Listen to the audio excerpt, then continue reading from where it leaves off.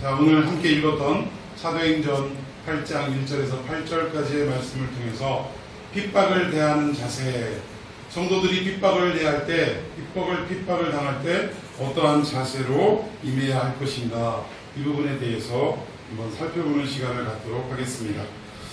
사도행전은 크게 세 부분으로 나뉘게 됩니다. 1장에서 7장까지는 이 땅의 교회가 어떻게 시작이 되었고 또 기독교가 어떻게 뿌리내리게 되었는지에 대한 내용이 기록되어 있습니다.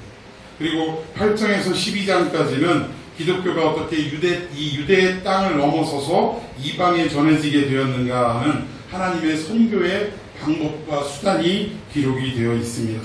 그리고 마지막 세 번째는 사도행전 13장에서 28장까지 그 나타난 성령의 열매, 선교의 열매가 이러이러한 것들이 열렸다라는 것을 소개하는 내용입니다. 오늘 8장 1절은 이제 드디어 어떤 내용이 나오냐, 기독교가 어떻게 유대 땅을 넘어서 이방 땅에까지 전해지게 되었는가 하는 배경의 시작 부분이 8장의 내용이라는 사실이에요. 자, 우리 1절 말씀 다 같이 읽어보도록 합니다. 시작. 자, 여기 보면 사울은, 여기서의 그가가 누굽니까? 사울은 그가 죽임당함을 마땅히 여기더라. 여길 때 그는 바로 지난주에 스데반의 순교의 내용에 대해서 말씀을 드렸습니다. 스데반은 지난주 제목이 복음으로 돌아가자 이래서 그동안 유대인들이 알고 있던, 우리는 아브라함의 자손이기 때문에 당연히 구원받을 수 있다. 또 우리는 어떤 민족이냐, 하나님으로부터 직접 모세라는 사람이 얼굴을 대면해서 하나님의 율법, 말씀을 받은, 신탁을 받은 그러한 대단한 민족이다. 따라서 어떻게 된 거예요? 우리는 이방 민족들과는 구별된 아주 거룩하고 또 성결하고 구원받아 마땅한, 구원은 따놓은 당상인 그러한 백성들이다. 그 표가 뭐냐 하면서 마지막 세 번째 다른 게 뭐였어요? 할례였다는 거예요. 할례. 우리는 다른 민족과 달리 할례를 통해서 하나님의 백성이라고 이렇게 표시를 하지 않느냐. 그래서 우리는 버림받을래야 버림받을 수 없고 구원을 못 받을래야 못 받을 수 없는 민족이다라고 사람을, 아브라함이라는 사람을, 모세라는 사람을 우상화하는 이런 교만과 미련함 속에 살아가던, 잘못된 복음을 믿고 살아가던 유대인들에게 무슨 말씀을 전한 거예요? 아브라함도 우리와 똑같은 죄인이었다. 그는 메소포타미아에서 우상을 만드는 집안에 태어나 그런 일들을 하고 살아왔다. 그러니까 그들에게 신격화되어 있는 아브라함을 아주 그냥 우리와 똑같은 죄인 중에 죄인으로 그냥 까발린 거예요. 유대인들의 감정이 복잡해질 수밖에 없죠. 게다가 자기들의 어떻게 보면 하나님처럼 떠받들고 있는 모세라는 사람을 어떻게 됐어요? 이 모세가 받은 율법을, 우리는 특별하기 때문에 율법을 받은 것이 아니라 율법을 통하여는 우리의 죄를 깨달을 뿐이고, 그리고 율법을 통하여 우리가 죄인이라는 것을 깨닫는 순간 누가 필요하다라는 거예요? 우리에겐 중보자가 필요합니다. 우리 스스로 마치 불교처럼 우리 스스로 고행을 하고 도를 닦으면 어떻게 해탈을 할 수 있다라는 그런 종교와는 달리 우리 인간의 속성을 낱낱이 들여다보니까 어떻더라? 우리가 아무리 고행을 하고 도를 닦고 노력을 해도 우리 스스로 구원받을 수 있는 길이 있더라 없더라? 없더라. 그래서 우리에게는 누가 필요하다? 중보자가 필요하다라는 거. 중보자가 바로 성경에서 약속한 여자의 후손 메시아를 말하는 것이고, 그는 실체가 누구로 나타났어요?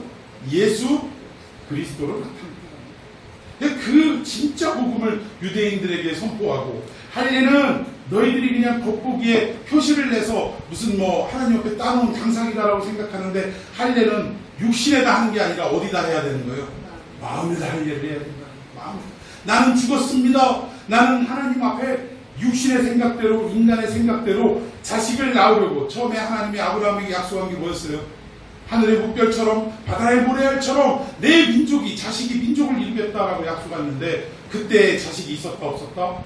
하나도 없었다. 그래서 10년여를 기다렸는데 자식이 없으니까 하나님이 약속하신 게 하나님이 부끄러워하실까봐, 여러분들 말로 하나님이 쪽팔릴까봐 나름대로 기특한 생각을 한 게 뭐였어요? 사라가 여종을 아브라함에게 드려서 여종을 통해 자식을 낳았더라는 거예요. 그런데 하나님은 그런 방법으로 자식을 낳을 것을 말씀하신 것이 아니었다는 거예요. 오직 무엇으로? 약속으로, 하나님의 말씀으로 자식을 낳을 것을 아브라함에게 말씀해 주셨는데 아브라함은 그것을 못 견디고 못 믿고 못 기다리고 인간의 방법으로 했더라는 거예요. 그래서 결국 하나님이 찾아오셔서 할 일을 명하시면서 하시는 말씀이 뭐예요? 나는 전능하신 하나님이다. 너 왜 약속을 믿지 못했느냐? 라고 책망하시면서 할례를 명하셨는데 이 할례를 명했다라는 의미는 뭐냐? 네가 이전에는 너의 생각과 너의 힘과 너의 능력으로 자식을 생산했을지 모르나 지금 이후로부터는 어떻게 하다? 너는 뭐 했다? 죽었다 그 말이에요. 육신적으로 너는 죽었다. 그렇다고 아브라함을 진짜 죽일 수는 없으니까 죽였다라는 상징으로 어떻게 한 거예요? 할례를 거하게 했다라는 거예요. 그리고 그 이후로 이미 99세가 된 아브라함이 하나님의 약속을 믿고 그 약속의 말씀을 의지함으로 어떻게 된 거예요? 이삭을 낳을 수 있게 되더라. 이것이 진짜 복음이라는 거예요. 그래서 사람들은 아브라함을 떠받들 이유가 있다 없다? 없더라. 그래서 유대인들에게 책망을 하는 설교를 하면서 오직 예수 그리스도, 약속으로 오신 이 메시아 예수 그리스도를 믿어야 한다라고 외치다가 그만 어떻게 된 거예요? 돌탕에 맞아 순교하게 되었더라는 사실입니다. 그런데 그 순교하는 장면에 많은 사람들이 자기의 옷을 벗어서 누구 앞에다 갖다 놨어요? 오늘 본문에 나오는 사울이라는 청년에게 갖다 놨다. 이건 무슨 얘기냐? 이 모든 스테반을 돌로 쳐 죽이는 이 모든 과정에 누가 주동자라는 얘기예요? 스테반이 주동자라는 얘기예요. 사울이 주동자라는 얘기예요. 사울이 주동자여서 많은 사람들이 스테반을 돌로 쳐 죽이고 자기의 옷을 벗어서 그 앞에 갔다는 것은 나는 율법으로 잘못한 게 아니라 정당하게 처벌을 내린 것이다 라고 인정을 받기 위함이더라 이거예요. 그러니까 결국 그들이 죄가 있다 없다를 판가름한 것은 누구였더냐? 젊은 사울이었다라는 사실입니다. 그런데 그 사울이 8장에 와서 어떻게 시작하느냐? 1절 다시 한번 읽습니다. 시작. 여기서의 그가가 누구예요? 스테반입니다. 사울은 스테반이 죽임당함을 마땅히 여기더라 라고 기록하며 시작하고 있는데 여기서 마땅히 여기더라 라는 것은 우리의 생각대로 아이고 그거 스테반 그거 예수 전하더니 잘 죽었네, 그거 죽어 마땅해요, 잘 됐어, 그런 사람 죽어야 돼, 이런 동조의 의미가 맞다 아니다? 죽고 싶으세요? 맞다 아니다? 아니라는 거예요. 그것을 마땅히 여기더라 하면 잘 죽었다 죽었다다 그 의미가 아니라는 거예요. 그러면 무슨 의미냐? 그러면 좀 전에 설명했던 것처럼 죽어 마땅히 여기더라, 이것은 이 스테반이 죽는 것의 모든 일에 어떻게 한 거예요? 주동자 역할을 사울이 했다, 그런 의미입니다. 그러니까 이 일의 모든 이 대장격은 누구였냐? 사울이었다라고 설명하고 싶어서 이렇게 표현을 했다라는 것입니다. 그 증거로 아까 말씀드린 대로 사도행전 7장 57절에 설교를 들은 청중들의 반응을 보니까 어땠어요? 한번 그 앞절 한번 보십시다. 7장 57절 누가 한번 읽어주세요. 58절까지. 사도행전 7장 57절에서 58절 시작. 그들이 큰 소리를 지르며 귀를 막고 일제히 그에게 달려들어 성 밖으로 내치고 돌을 칠세 증인들이 옷을 벗어 사울이라는 청년의 발 앞에 두니라. 자, 발 앞에 두었다라는 것은 그 사울이 주도자요 주동자라는 그런 의미. 자, 3절 한번 다 같이 읽습니다. 본문 3절 시작. 사울이 교회를 잔멸할세 각 집에 들어가 남녀를 끌어다가 옥에 넘기니라. 이제 스테반의 순교를 시점으로 교회에 뭐가 오기 시작한 거예요? 핍박이 오기 시작했다. 박해가 오기 시작했다는 것입니다. 이 교회를 향한 박해의 주동자도 누구였다라는 거예요? 사울이었다라는 거예요.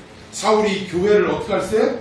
잔멸할세, 아주 그냥 멸망시키려고 하는데 그냥 교회에만 쳐들어간 게 아니라 어떻게 해요? 성도들의 각 집에 들어가서 남녀를 끌어다가 옥에 넘겨버렸다는 거예요. 당시에는 예수를 믿었다라는 것이 죄였어요, 아니었어요? 죄였다는 게 무슨 죄? 신성 모독죄. 예수님이 왜 예수 믿는 게 왜 신성 모독이냐면 당시에는 예수님을 믿어야 돼요, 안 믿어야 돼요? 유대교로 따지면 안 믿어야 돼요. 그럼 누구만 믿어야 돼? 하나님만 믿어야 돼요. 그런데 예수님이라는 분이 육신을 입고 이 땅에 오셔서 하시는 말씀이 뭐라고 얘기해요? 나는 하나님의 아들이다 라고 얘기하는 거예요. 자, 그러면서 하나님을 보고 사람들은 감이 무서워서 하나님이라는 말조차도 입에 담지를 못해요. 심지어 성경을 기록하는 서기관들이 여호와 하나님이라는 이 글귀가 나올 때마다, 성경을 필사하는 사람들인데 여호와 하나님이라는 말이 나올 때마다 이 사람들은 어떻게 했어요? 그 붓을 가서 빨고 새 붓으로 만들어서 다시 썼다는 거예요. 그런데 성경에 여호와 하나님이 가라사대 뭐 그러면서 또 좀 몇 마디 하다가 여호와 하나님이 또 몇 마디 하다가 여호와 하나님, 그럼 이때 서기관들은 몇 번이고 붓을 빨아다가 새 붓으로 만들어서 또 쓰고 또 빨아다가 새 붓으로 쓰고 이렇게 하나님의 이름에 대해서 경외심을 가졌다는 거예요. 그런데 나사렛에서 태어난 어떤 한 청년이, 나사렛 출신의 한 청년이 뭐라고 얘기하는 거예요? 하나님을 향해서 뭐라고 불러? 아버지라고 부르는 거야. 아버지. 아버지라고 부른다는 것은 뭐예요? 아버지가 하나님이 신인데 그럼 나도 그의 아들이니까 나도 뭐라는 얘기요? 신이라는 얘기예요. 그러니까 당시 유대인들은 예수 그리스도가 이렇게 표현하는 것을 신성모독이다, 감히 지가 어떻게 하나님을 아버지라고 부르냐 라고 해서 예수님을 십자가에 못 박은 죄목 가운데 하나가 신성모독죄가 있더라. 그러니 당연히 신성모독죄로 사형을 당한 예수님을 따르는 모든 성도들은 다 무슨 죄가 해당되는 거예요? 신성모독죄가 해당이 된다는 것입니다. 그래서 사울이 앞장서서 각 집집마다 다니면서 예수 믿는 사람들 남녀를, 즉 부부간을 다 끌어내고 심지어 애들조차 다 끌어내버리는 이런 일들을 주동했다라는 사실. 여러분, 그런데 이렇게 기독교를 핍박했던 사울이라는 청년이 훗날 어떻게 돼요? 이 복음의 증거자요 전도자가 된다라는 사실을 누가 알았냐 이 얘기예요. 여러분, 베드로가 알았을까요? 순교당한 스데반이 알았겠습니까? 몰랐다는, 심지어는 이 사울 자신도 몇 년 후에 자기가 이렇게 변화되어질 것을 알았어요, 몰랐어요? 몰랐다라는 거야. 그런데 이 모든 역사가 다 누구 손안에 있었다라는 거예요? 하나님 손안에, 하나님 계획 하에 있었다라는 사실입니다. 우리는 알지 못하지만 하나님은 이미 다 알고 계셨다라는 사실이에요. 우리 인생도 한 걸음 한 걸음 다 납득되고 이해가 안 되는 일이 얼마나 많은지 몰라요. 왜 내가 예수님 잘 믿는데 이런 어려움이 생깁니까? 하나님, 우리 집안에 왜 이렇게 건강치 못한 질병에 걸려 고통당하는 사람이 생겨야 합니까? 왜 내가 좋은 대학교 가야 마땅한데 좋은 대학교 아닌 이 서울 상대를 가야 됩니까? 말씀드렸죠? 서울 상대는 어디를 말한다? 서울에서 상당히 먼 대학을 서울 상대라고 하는 거예요. 네. 왜 내가 이런 지방대에서도 알지 못하는 깊은 산골 옹달샘에 있는 이런 대학에 내가 왜 가야 됩니까? 라고 이해하지 못하고 납득하지 못할 때가 있지만, 그러나 세월이 지나고 나면 어때요? 나의 모든 발걸음이, 인생의 걸음걸음이 하나님이 직접 개입하시고 하나님이 직접 관여하시지 않은 일이 하나도 있더라 없더라? 없더라는 거예요. 일일이 다 간섭하시고 개입하시고 계획하시고 나를 이끄시고 인도하셨더라 이 말입니다. 믿습니까? 지금은 납득이 안 되지만 언젠가 그 하나님의 계획, 그 하나님의 뜻을 우리가 이해할 날이 온다는 거예요. 누구를 보면 알 수 있어요. 창세기 마지막 부분에 요셉이라는 인물을 보면 알 수 있습니다. 그는 다른 형제들에 비해 12형제 중에 그는 참 어떻게 보면 신앙이 깊은 사람이었어요. 그래서 아버지 야곱의 사랑을 독차지한 사람이 요셉이라는 사람이에요. 그래서 형들은 다 양치기 목동일을 하러 나갔는데 요셉은 색동적으로 입혀놓고 아버지 앞에서 재롱만 떠는, 게다가 이 요셉이라는 인간이 별로 그렇게 성격이 좋지 않은 게 형들의 일거수일투족을 다 보고 있다가 누구에게 이르는 거예요? 아버지에게 고자질을 하는 그런 사람이었다. 그런데 어느 날 꿈을 꾸었던 11볕단이 자기에게 절을 하는 꿈을 꾸고, 또 해와 달과 11별이 자기에게 절을 하는 꿈을 꿨더라. 근데 이 꿈이 뭔가 그때는 몰랐어요. 그러다가 어느 순간 형들이 양치기 목동일을 하러 나갔을 때 이 요셉에게 심부름을 시켰는데 형들을 찾으러 갔다가 그만 형들이 독한 마음을 품고 이 사랑을 독차지하는 이 요셉이라는 동생을 어떻게 버리는 거예요? 처음엔 죽이려고 했어요. 그런데 그 형제 중에 큰아들이 루벤이 죽을 것까지 없지 않느냐, 생명은 살려주자라고 봐줘서 설득을 해서 구덩이에 쳐넣었다가 지나가는 노예상들에게 노예로 팔아먹었다. 그래서 귀여움받고 사랑받는 이 한 집안의 아들에서 어떻게 된 거예요? 노예로 전락하고 말았다. 여러분, 그의 삶이 이해가 됩니까? 아버지 품 안에서 늘 말씀을 상고하고 말씀을 듣는 것을 즐겨하는 이 신앙의 본보기가 될 만한 이런 요셉의 삶이, 이런 어려움이 찾아왔다는 게 이해가 돼요? 이해가 안 된다. 근데 거기서 끝이 아닙니다. 노예로 보디발 장군의, 이 애굽의 보디발 장군의 집에 팔려갔는데 이 요셉이란 인물이 아주 좋았나 봐. 꽃미남이었나 봐. 이 주인댁 보디발 장군의 이 아내가 남편이 없는 틈에 항상 요셉을 유혹을 하더라는 거예요. 요셉 하면서 막 유혹을 하더라는 거예요. 콧소리를 내면서. 그러다 어느 순간인가 작정을 하고 자기 방에 옷을 벗고 그리고 요셉을 불러들였는데, 이 요셉이 아무것도 모르고 주인 마님이 부르니까 갔다가 이제는 뭐 동침하자 그러니까 요셉이 안 된다, 나는 하나님을 믿는 사람으로 하나님이 지금 다 내다보고 계시는데 어찌 그런 죄를 지을 수 있겠느냐라고 믿음을 지켰던 사람이에요. 그런데 도망가려고 하는 요셉의 옷자락을 딱 잡았는데 옷이 벗겨져 안 벗겨져? 옷이 막 늘어나니까 옷 때문에 도망가지 못할 상황이 돼서 옷을 벗은 채로 막 도망갔다. 그런데 이 주인댁 마님이 뭐라고 얘기했어요?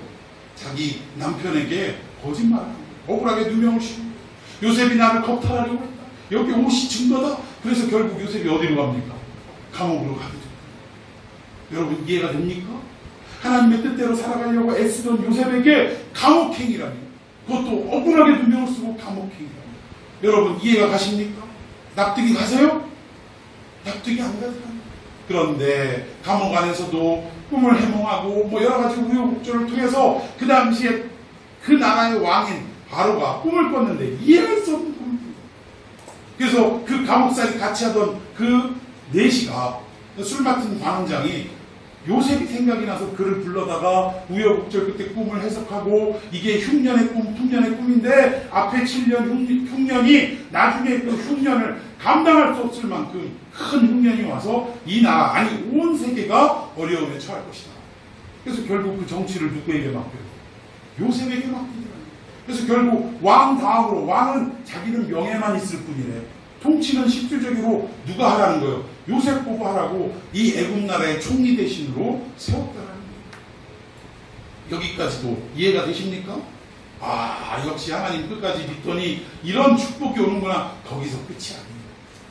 마침내 온 나라에 기근이 생겨서 자기의 아버지와 형제들이 굶어 죽을 판인데, 형들이 이제 이 애굽에 와가지고 먹을 것을 구하러 왔는데 요셉이 그 형들을 봤어요.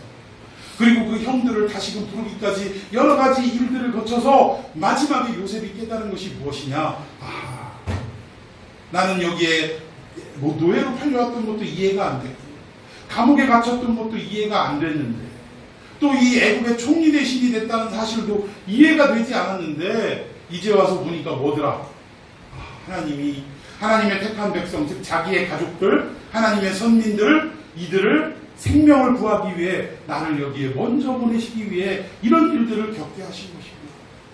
이것을 깨달았다는 사실.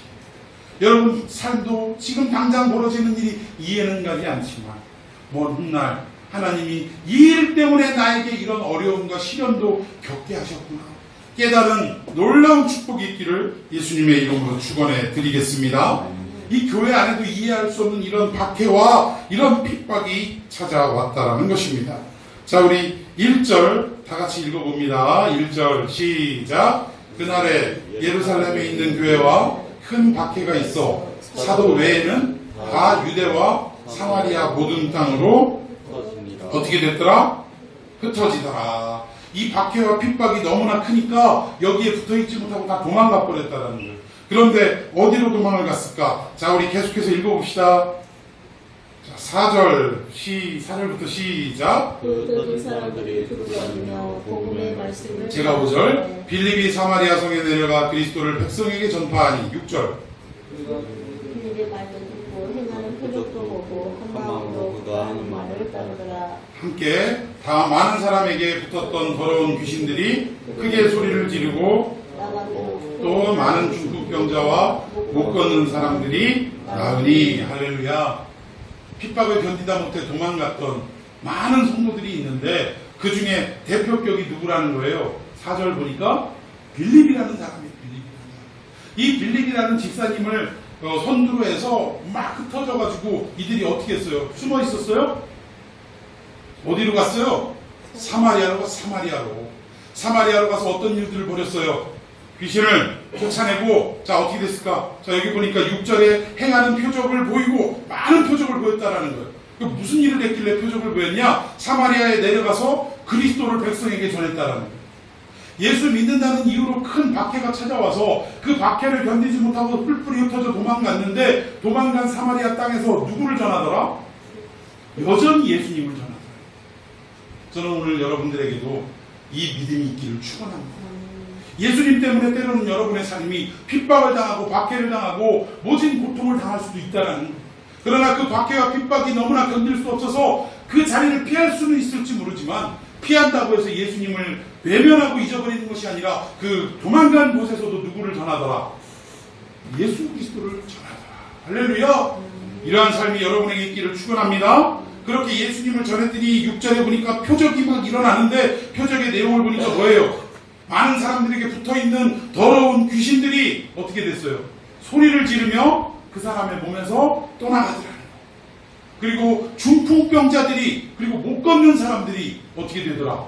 자리를 털고 일어나서 걸으며, 결국 나와 있지는 않지만 하나님을 찬미하는 역사가 일어났더라고요. 여러분, 이런 놀라운 역사가 일어났는데 누구를 통해 일어났다? 빌립이라는 사람을 통해 일어났다. 그러면 여기에 이 내용은 빌립의 기사를 자세히 기록한 것은 빌립 대단해 이 얘기 하려고요? 아니라는 거예요. 여기서 말하고자 하는 초점은 뭐냐? 빌립은 사도도 아니고 일반 평신도였다라는 거예요. 안수 집사였어요. 집사님이었어요. 그런데 집사님이 핍박을 못 견뎌 도망간 그 자리에서도 예수님을 전하고 증거하다가 표적을 행하는데 귀신이 떠나가고 중풍병자가 낫는, 못 걷는 사람이 일어나는 놀라운 역사가 일어나더라는 거예요. 그럼 이 기록을 한 이유는 뭐냐? 빌립 참 대단하다, 너희들도 빌립을 본받아라, 그 얘기가 아니라 무슨 말이에요? 빌립도 이런 일을 하더라. 평신도인 빌립도 이런 일들을 등이 하더라. 그러니까 무슨 말이에요? 우리에게도, 너희에게도 누가 임하시면, 성령이 임하시면 빌립이 하는 일들을 등이 할 수 있다라는 것을 말씀하는 내용이라는 거예요. 성령이 함께 하시니까 빌립도 그런 일들을 등이 하더라. 메시지 초점입니다.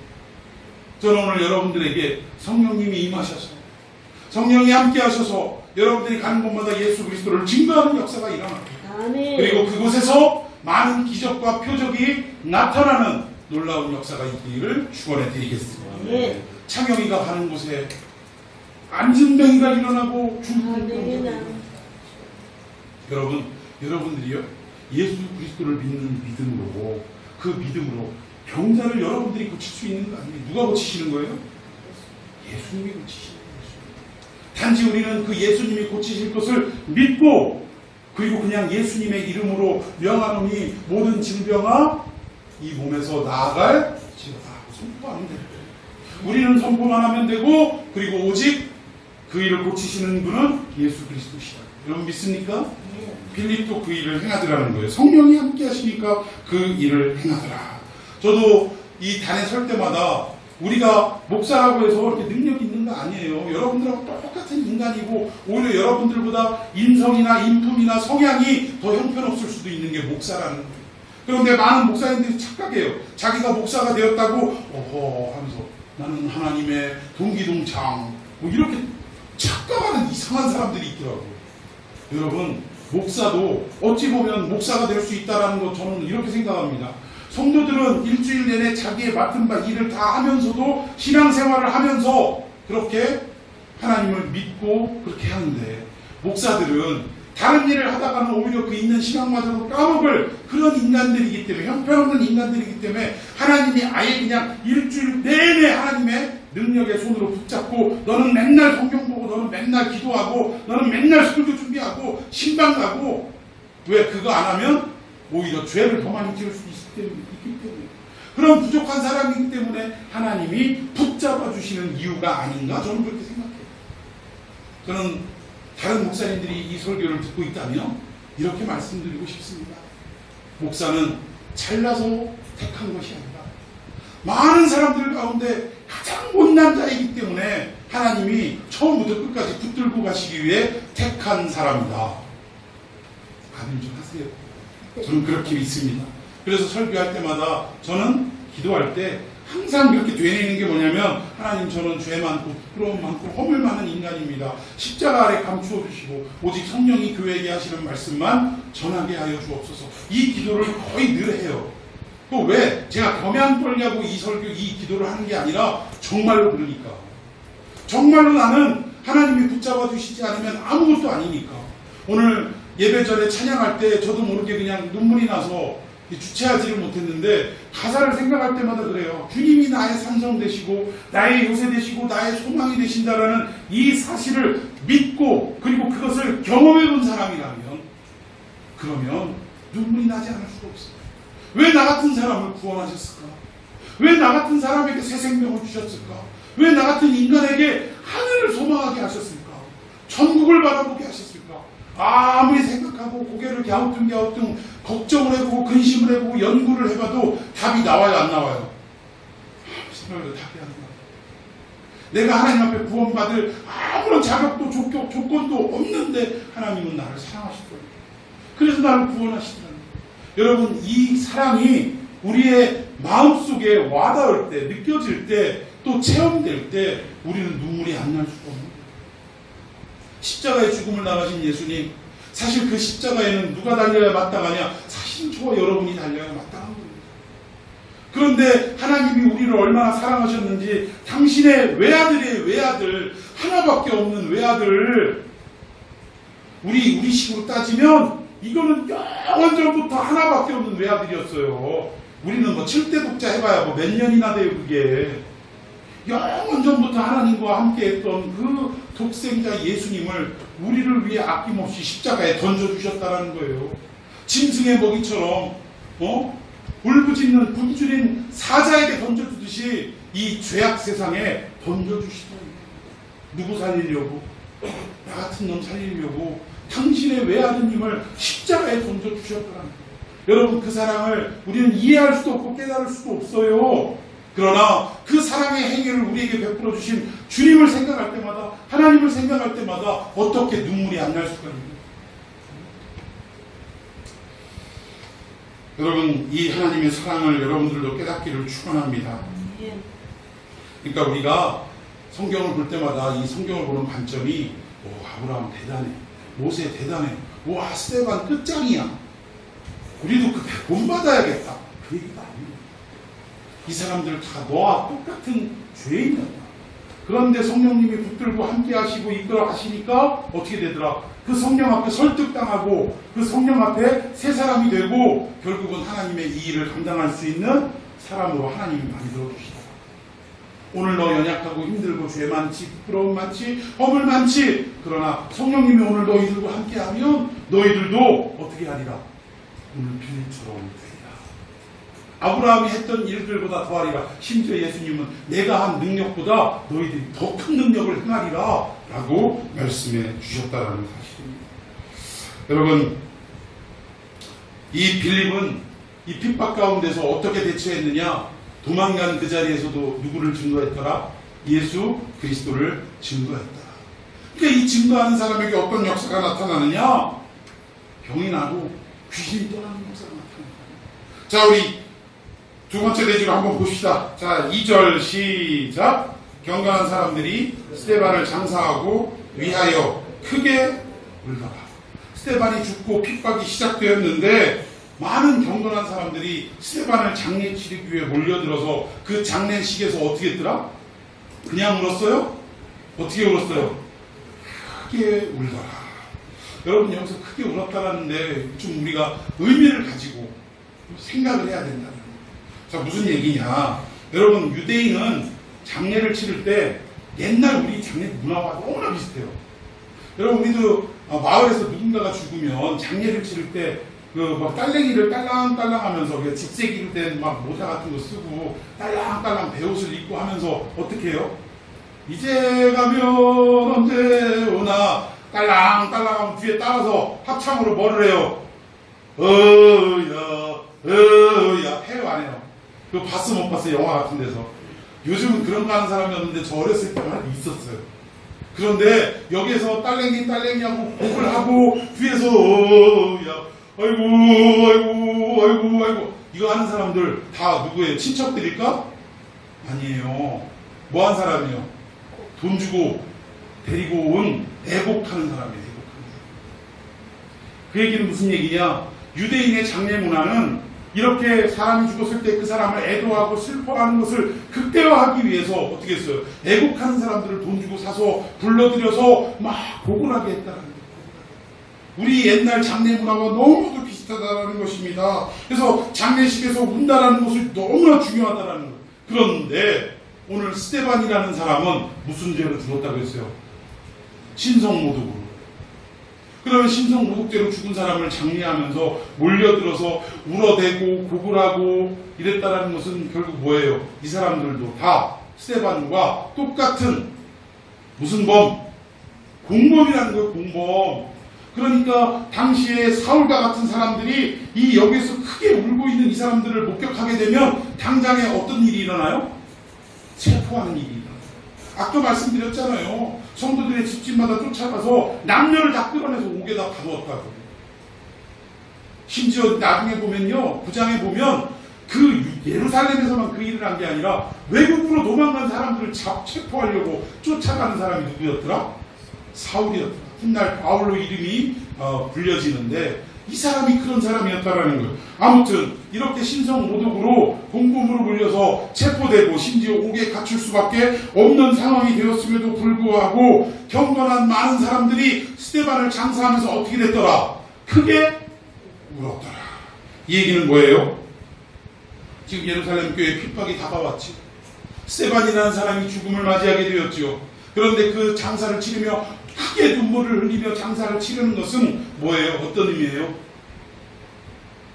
스데반을 향하여 애도의 마음을 표현하면서 그 의미는 뭐예요? 스데반이요, 우리의 형제 스데반이요, 당신이 끝까지 전하지 못한 이 복음을 어떻게 하겠다? 우리도 전하겠다, 우리가 전하겠다라는 결단과 각오라는 사실입니다. 믿습니까? 여러분, 우리 그리스도인이라는 것은, 예수 믿는다라는 것은, 교회 다닌다라는 것은 이런 그리스도인만의 표가 있어야 하는 것입니다. 학교에서 뭐 여러 가지 실태 조사하는데 기독교 믿는 사람 손 들어봐 하면 손도 못 들어. 이건 그리스도의 표가 없는 사람입니다.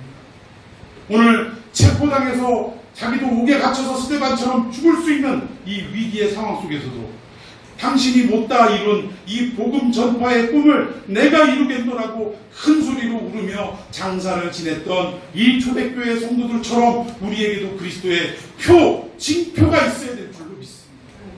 어떤 상황에서도 나는 끝까지 이 복음을 증거하겠노라고, 세상 모든 사람들이 숫자로 나를 억누르려고 하고 예수가 어디 있냐고, 복음은 개뿔 무슨 복음이냐고 그렇게 나를 무시하고 깜보고 나를 왕따시키는 한이 있어도 나는 끝까지 이 복음을 사수하고 지키고 전파하겠노라는 내 마음의 각오와 결단이 있어야 될 줄로 믿습니다. 여러분, 어떤 교회 전도사님이 이분은 이제 4년제 대학을 나오셔서 이제 막 어때요? 그 신학교에 가가지고 신학을 준비하시는 분이었어요.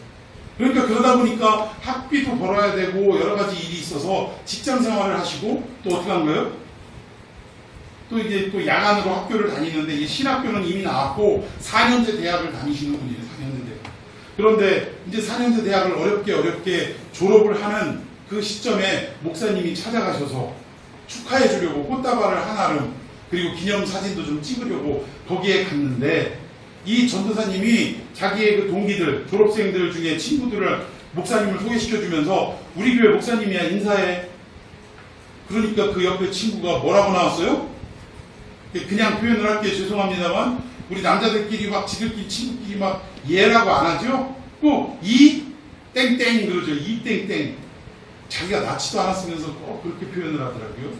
제가 그냥 표현해 보겠습니다. 야, 이 새끼 너 교회 다녔어? 너 그리고 전도사야? 깜짝 놀라더라고요. 이 사람은 4년 동안 일반 대학을 다니면서 자기와 같이 동문수학했던 사람들에게 예수 믿는 사람이라는 표를 한 번도 냈다 안 냈다. 심지어는 전도사 입장이면서. 혹시 우리도 이렇게 살아가고 있지 않습니까? 직장 생활을 하는데 그 직장에서 저 사람 예수님 믿는 사람이었어? 교회 다녔어? 뭐 우리 애들로 말하자면 아니, 목사 아들이었어? 목사 딸이었어? 라고 한다면 그 사람에게는 그리스도의 표가, 그 칭표가 없는 사람이라 이렇게 얘기해도 과언이 아닙니다. 저는 여러분들 오늘 스데반의 장례를 치르며 애곡하고 크게 울었던 이 그리스도의 칭표를 가진 사람들처럼 여러분들도 어떤 핍박과 어떤 상황과 환난 앞에서도 여러분들 끝까지 그리스도의 징표를 가지고 있는 놀라운 역사가 있기를 축원해 드리겠습니다. 이런 사람들이 각자 흩어져서 복음을 증거하니까 어떤 일이 일어나요? 귀신이 떠나가고 중풍병자가 일어나고 못 걷는 사람도 벌떡벌떡 일어나는 놀라운 역사가 일어나더라는 것입니다. 이런 결사각오가 있어야 비로소 이런 기적도 일어나더라는 사실이에요. 여러분 믿습니까? 자, 이렇게 무너질 수 없는 이런 상황 속에서 비명과 같은 그 큰 울음소리로 하여금 장례를 치렀다라는 거예요. 그러니까 결국 우리도 목숨을 내건 운명적인 결단이 있어야 된다는 사실입니다. 예수를 믿는다라는 건 이런 거예요. 그냥 교회 한번 가볼까? 아유, 오늘은 월드컵 축구가 있으니까 경기를 보고 뭐 예배는 다음 주에 가지. 이런 게 아니라는 거예요. 목숨 걸고 하나님 앞에 예배하는 자리에 참석하고 어떤 일이 있어도 내가 값진 희생을 치르더라도 내가 예배의 자리에 들어오겠다, 임하겠다, 이런 그리스도의 징표가 있어야 한다는 사실입니다. 이런 놀라운 징표가 저와 여러분에게 있기를 축원해 드리겠습니다. 자, 우리 8절 복음을 전했는데 어떤 일이 일어났느냐? 자, 한번 8절 한번 있습니다. 6절이라고 되어 있네요. 자, 8절 시작. 도서의 큰 기쁨이 할렐루야. 결국 죽음을 각오한 결단을 하고 또 그리스도의 징표를 가지고 그 큰 소리로 울며 장사를 지냈던 사람들, 이 결단과 각오를 통해 각자 흩어져서 결국 어떻게 됐어요? 복음을 증거했더니 그 전하는 성마다 어떤 일이 일어나더라? 기쁨이 일어나더라는 것입니다. 성경에 보면 크게, 큰 이라는 지금 수식어가 3번 나옵니다. 처음에 어떻게 됐어요? 교회에 큰 박해가 임하더라. 두 번째, 성도들이 스데반의 죽음을 장사하면서 크게 울더라. 그리고 마지막 3번째는 각자 결단을 가지고 뿔뿔이 흩어져서 가는 곳마다 복음을 증거했더니 그 성마다 사람들이 복음을 영접하고 어떤 일이 있더라? 큰 기쁨이 있더라. 할렐루야. 여기서 이 큰이라는 것은 역사적인 기쁨을 말합니다. 그냥 많이 기뻐했다 그 의미가 아니라 역사적인 기쁨의 일들이 일어나기 시작했다, 그런 표현으로 우리가 이해할 수 있다는 것입니다. 여러분, 사마리아라는 곳은, 지금 빌립이 간 곳은 사마리아라는 땅이에요. 이 사마리아라는 곳은 유대인들이 가지도 않는, 밟지도 않는 땅이에요. 왜 그러냐? 역사적인 배경은, 어제도 제가 그저께도 한남병원에 가가지고 선교 예배 드릴 때 시간이 없어서 아수로 이 사마리아 얘기를 못했어요. 근데 이 사마리아가 왜 유대인들에게 참 무시당하고 개들지 취급을 받았냐면, 원래 이스라엘은 우리나라처럼 한민족이었어요. 그런데 결국 이 나라가 솔로몬의 잘못된 정치로 인해서, 하나님 앞에 신앙적으로 잘못됨으로 인해서 나라가 북과 남으로 나뉘어졌어요. 우리나라처럼. 그래서 북을 북이스라엘, 남쪽을 남유다라고 했습니다. 12지파가 한 민족인데 위에 북이스라엘은 10지파, 남유다는 2지파예요. 그런데 그러다가 결국 그 당시에 강대국인 아수르라는 나라가 아주 역사적으로도 이 세계사를 보면 이 사람들만큼 잔혹한 민족이 없다라는 거예요. 이 잔혹한 민족이 북이스라엘을 함락을 시켰어요. 그리고 나서 그곳에서 자기들을 민족화하려고 했는데 그 사람들 안에 가지고 있는 신앙의 뿌리가 뭐냐면 여호와 신앙, 여호와 신앙. 하나님만을 믿는 그 여호와 사상이 가득하더라고요. 그래서 이 여호와 사상을 무너뜨려야 되는데 그 방법이 무엇이었냐? 뭐라고 해야 돼? 결혼을 하는 거예요. 혼음을 하는. 그러니까 이 아수르 민족들이 이 북이스라엘 사람들과 결혼을 해서 이 혼혈아를 낳는, 우리로 지금 표현을 하면 다문화 아이들을 낳는 이런 정책을 펼쳤다는 거예요. 그때 당시 사람들은 신앙으로 무너뜨릴 수 없었지만 결국 그 후에 태어난 이 혼혈아들은 어떻게 된 거예요? 아버지의 종교를, 아버지의 우상을 믿기 시작했다. 그러니까 그 나라가 어떻게 된 거예요? 혼합 종교로 가득해졌다. 그런데 이 남유다는 훗날 이 아수르도 멸망하고 바벨론이라는 나라에 의해서 또 무너지게 됐는데, 그때까지 남유다는 어떻게 했어요? 죽는 한이 있어도 우리는 끝까지 이 신앙을 버릴 수 없다라는 각오와 결단으로 그들은 끝까지 신앙을 지켰다는 거예요. 그래서 훗날 다시 이 해방이 되고 이 나라에 돌아왔는데 사마리아 사람들은 이미 뭐예요? 혼혈 민족으로 가득하고 신앙으로 혼혈 신앙이, 혼합 신앙. 유대인들은 끝까지 자기들은 지켰으니까 동족이지만 이미 변해버린 그 사람들을 향해서 어떻게 하는 거예요? 손가락질하는 거예요. 마치 우리나라 일제 강점기 때 끝까지 우리나라의 그 독립을 사모하며 소망하며 끝까지 어떤 나라 사랑을 잃지 않았던 이 사람들이 나중에 해방이 되고 난 뒤에 일본의 친일한 사람들에게 손가락질하고 욕하는 거죠. 그러나 이 나라는 친일한 사람들에게 거기에 합당한 벌을 내리지 않았다. 아직도 친일한 사람들이 득세하는 세상이 지금입니다. 안타까운 일이 아닐 수 없습니다.